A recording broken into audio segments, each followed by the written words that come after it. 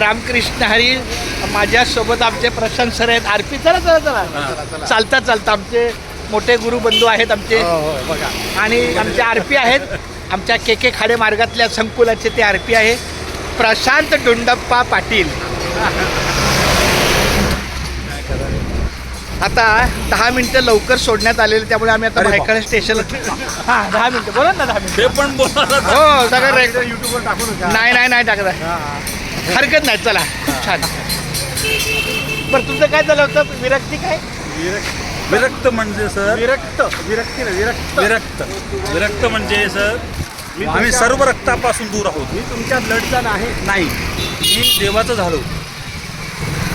देव माझा माझा माझा देव माझा माझा माझा देव माझा माझा मी देवाचा.